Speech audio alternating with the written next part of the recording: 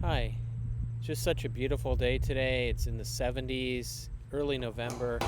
I just couldn't sit in my office and make this recording. I just want to share with you this beautiful sky, the sunshine. I hope you're able to get out this weekend and enjoy these amazing temperatures and weather conditions as well. I'm getting ready to head out to the new mountain bike trails outside of Athens, the Bailey Trails, later this afternoon and do a little mountain biking. But before I do that, I wanted to share with you an overview of what we're going to be doing this week in data mining. You've learned a bunch of techniques, decision trees, techniques for assessing the performance of classification algorithms, the concept of classification itself, k-fold cross-validation. You've learned association rule mining. We've been prototyping all of these techniques on a small scale, and I think it's worked really well. This is a different way of learning these concepts than I'd used previously.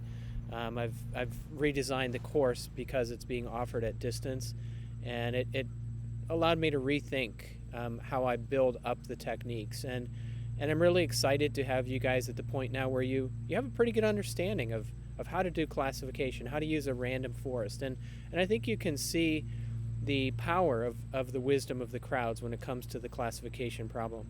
And I think you have now begun thinking about associations between mutations that we hadn't really talked about up until a week ago in the course. What I'm going to do now for the next couple of weeks is I'm going to turn you loose, and I consider you guys to be apprentice data miners, and you've gotten to the point now where you know some techniques and you know enough to be dangerous. So I'm going to turn you loose on the data. This coming week, we're going to focus on doing classification with the full power of random forest.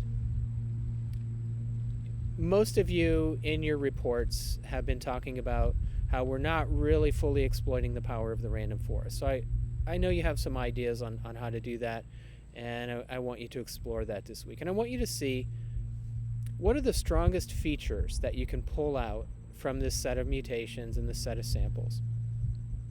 Some of the things to consider to look deeply into the data set now. We've really taken a shallow look up to this point. To look deeply into the data set, consider things like having more trees, having deeper trees. We've had only depth 2 trees.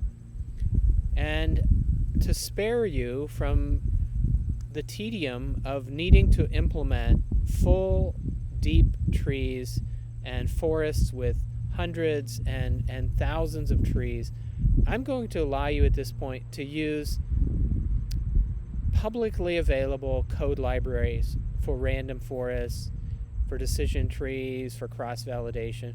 Go ahead and use those libraries. At this point, you have achieved what I wanted you to achieve. You understand how to build a random forest. You understand the parameters that determine the characteristics of a random forest. So if you'd like to, go ahead and use the publicly available code libraries. I know there are some in Python, and they exist in numerous languages. So feel free to do that. Or if you prefer, go ahead and just expand the code base that you've already built. In addition to building deeper trees and building deeper forests, which have hundreds or thousands of trees in the forest, in addition to that, I'd like you to consider some other optimizations. Some of the features that you have are not very informative. So go ahead and feel free to remove some of the features that are not informative. If you remove any features, though, removing them before you build your forest, before you build any trees. So you could reduce the number of features from 8,000 down to a much smaller number of features. If you remove features, I want you to keep a list of them, and I want you to report them. Report the features that were removed and why they were removed. Here's something to consider. If there's a feature that covers none of the cancer samples, remove it. It's really not going to be informative in terms of what's causing the cancer. If there's a feature that only covers 1 or 2 of the cancer samples, consider removing that.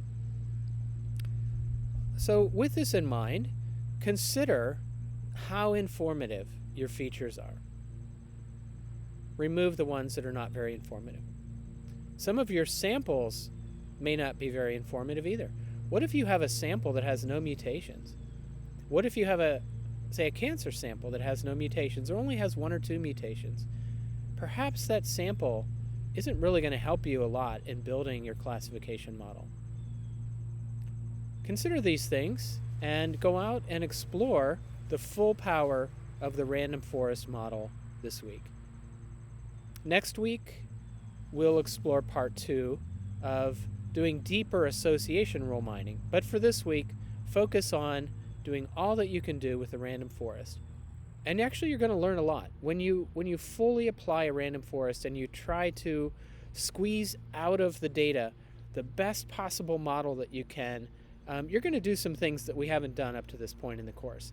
And I think you're well equipped to go into the deep and to launch into this step of really becoming full-fledged data miners.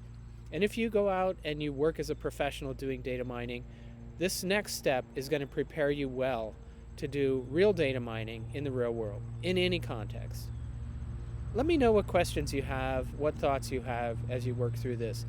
And again, get out, hopefully in the next few days, and enjoy this amazing weather we're having. Winter is soon coming. Enjoy this while you can. Take care.